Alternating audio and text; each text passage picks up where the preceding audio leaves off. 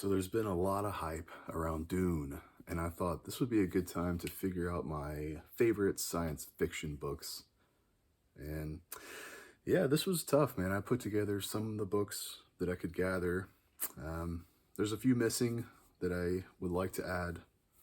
I'll start with something I'm not quite sure if you can call this science fiction. So, The Road, Cormac McCarthy. Some people call this sci-fi. I don't really know for sure, but this is one of the best books in my whole library. Cormac McCarthy is fast becoming my favorite author.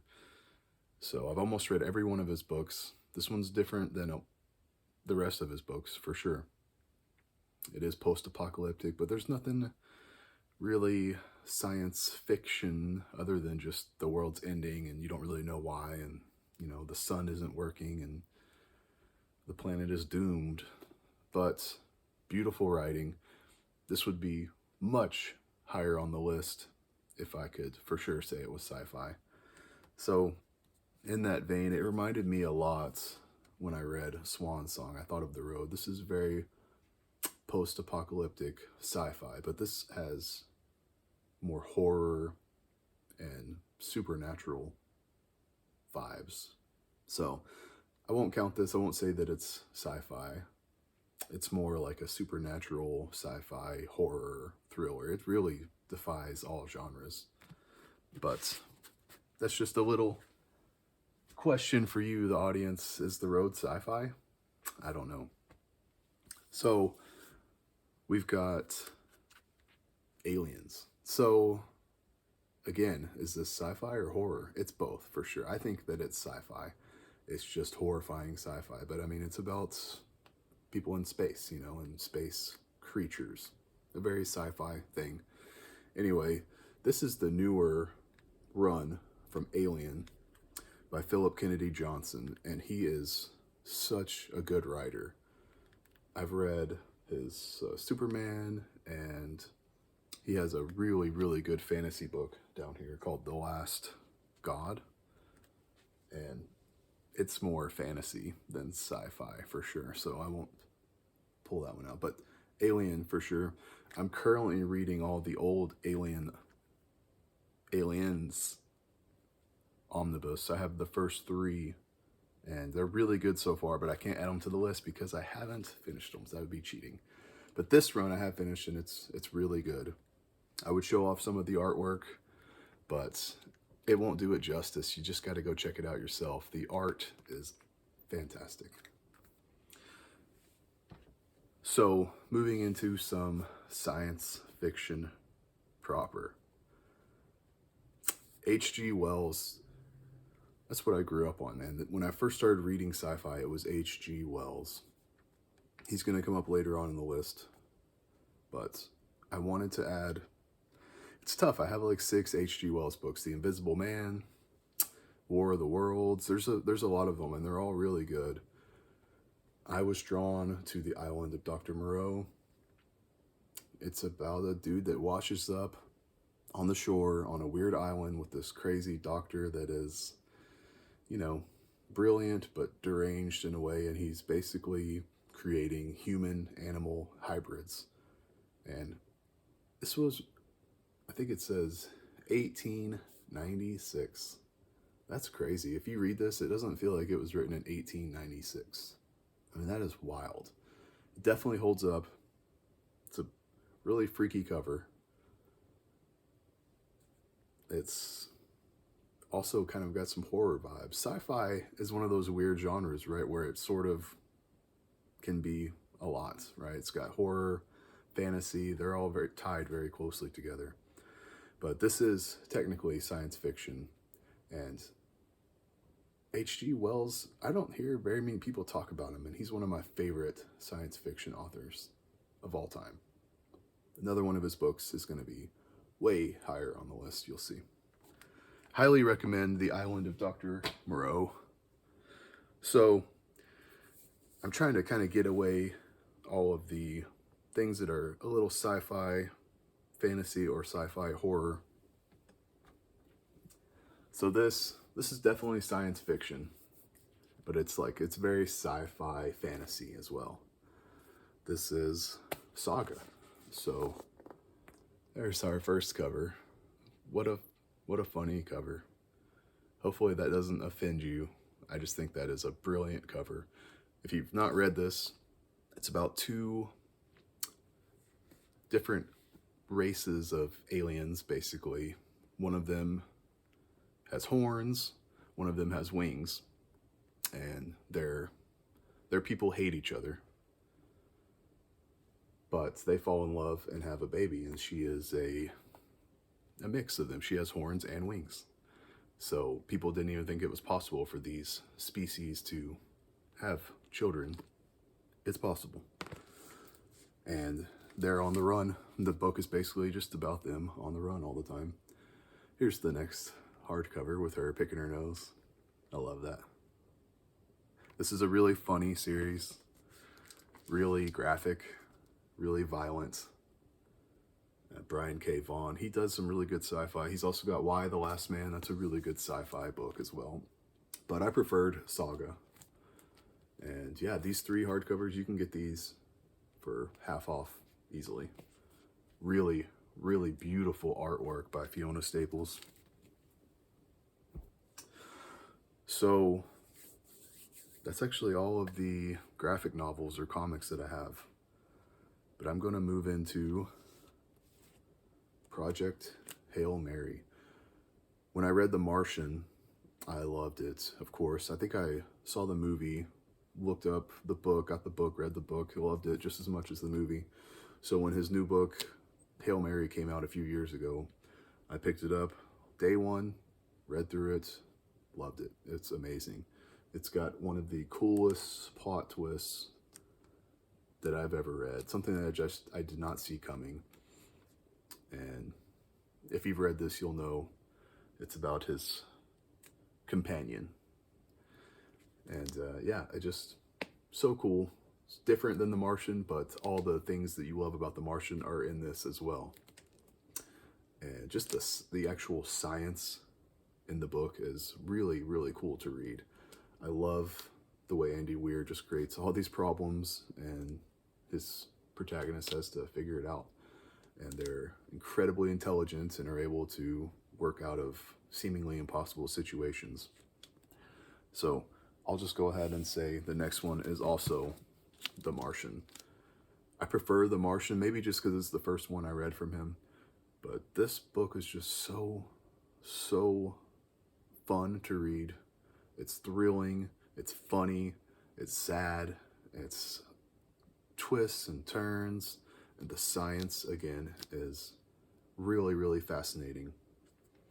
And yeah, this is like the most modern author, I guess, you know, on the list. And he's carrying the flag for science fiction. So Andy Weir, I hope he comes out with another book soon. And I can't wait to see what it will be. So I just recently read Stories of Your Life and Others by Ted Chiang, and it blew me away. It was so good. A couple of stories in the book, in particular, I couldn't stop thinking about. Of course, Stories of Your Life, the title, novella, almost. It's like, I think it's the longest story in the collection here. It's the best one, in my opinion. Couldn't stop. It was so good. And of course, Hell is the Absence of God was really, really fascinating to me. Most people probably know Stories of Your Life because I'm sure you've seen Arrival, the movie. But Hell is the Absence of God, I had never heard anyone talk about before. And it was just so interesting. I talked a lot about it, I think, in another one of my videos, because I just read this a month ago. But it's about a world where you can see angels. They come from heaven to earth and cause devastating destruction when they arrive, but they also cause miracles. They can make the blind see or the crippled stand.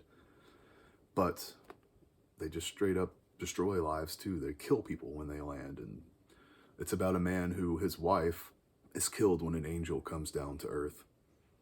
And in this world, you can see when people die, you can either see them rise to heaven or descend into hell.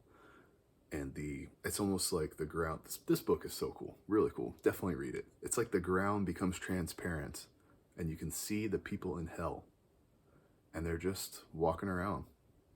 And it's like, it's just like earth, but a layer below. They don't seem to be like tortured or anything. They're just living their lives. It's very weird. But he is mad at God. He can't love God because God took his wife. The thing he loved the most was taken from him unjustly. And the sad thing is, when his wife died, he saw her rise to heaven. She went to heaven because she believed in God and loved God. But he knows when he dies, he will go to hell because he doesn't love God. So the book is his journey to try to find and love God. I won't talk any more about it. I could keep going. The ending is so crazy. I thought about it for days and days after I read it. Anyway, Ted Chiang, super excited to read Exhalation. I bought the hardcover of Exhalation because I like this so much. Anyway, another book that I recently read. So I haven't been keeping counts. This would be number 3. So we're up to my top 3 now. Except for Ender's Game. I don't have my copy of Ender's Game. I can't find it. I don't know how to make it pop up on the screen like people do. How do you do that? I don't know.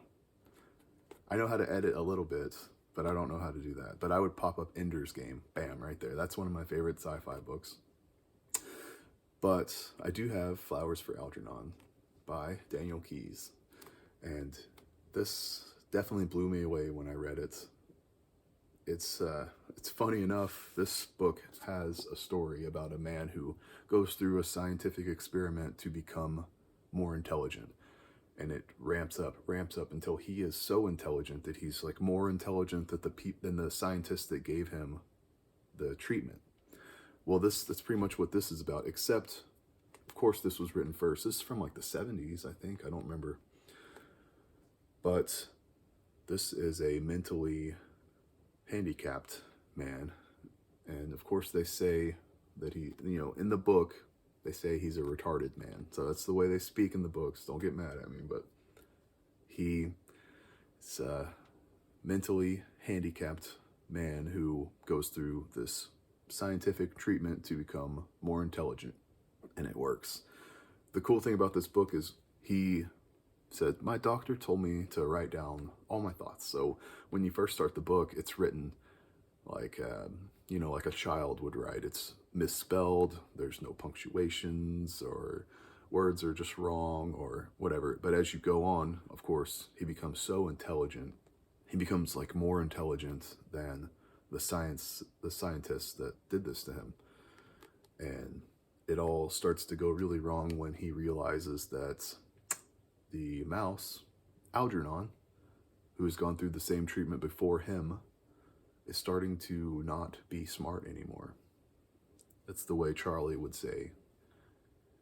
He just wants to be smart, and Algernon is not holding up so good, so he knows what's coming for him in the future. And it's devastating, man. It's heartbreaking. This book is so sad.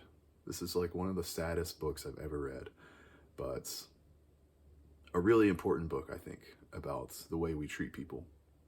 And Charlie realizes when he becomes intelligent that the people he thought were his friends were really just a bunch of jerks that were picking on him because he was the way he was. And it's really sad to read. A great book. I don't think it's talked about enough, maybe because it's so old. But speaking of old, this is probably the oldest book on the list, but it is for sure number 2. The Time Machine, H.G. Wells. Look how small that is. You can read that in a day. You can read it in one sitting easily. This may be the physical book in my whole library surrounding me here that I've read the most. It's because it's so small, but because I enjoy it so much as well. I've probably read this book like 6 or 7 times. since I was a teenager. If you've never seen the movie or read, this is the inspiration for a lot of media. It's just about a guy who creates a machine that can go back in time. And he does it a few times. And one time he goes back in time and he gets knocked unconscious and accidentally goes way, way forward in time. And when he comes out of it, the machine has put him in a place of, there's like two species that rule the earth, and one of them are the Morlocks. So if you've ever heard the term Morlocks, that's where that comes from. I won't give it away. Definitely go read it. It's so short. If not for number one, this is my favorite sci-fi book of all time. But what can I say? The whole point of the video was to talk about Dune. And of course, Dune actually really is my favorite sci-fi book of all time. I have this beautiful deluxe edition here. This is the book that I've thought about the most in my life after reading it. It's one of those books that's really hard to get into, but once you read it, once you get to the end, you want to read it again. It's so beautiful. Everyone's watched the movie now, I'm sure. Definitely still go read the book. It's the inspiration for Star Wars. If you're interested at all in Star Wars, this is kind of an honorable mention here at the end, but the Star Wars comics are really good. I don't know if you would consider that sci-fi as well, or fantasy, or both, but definitely check out the Star Wars comics. Specifically, the Old Republic is really good. But, you know, a lot of people don't know that that was the inspiration for Star Wars, Dune. And I actually haven't read the sequels. I really want to, but I just never got around to it for some reason. So I'll have to remedy that. Let me know what you think. This was 10-ish books. I'll put top 10. Yeah, those are my sci-fi books. Except for Ender's Game. Sorry, Ender's Game. I just don't have your copy in my hand. See you guys.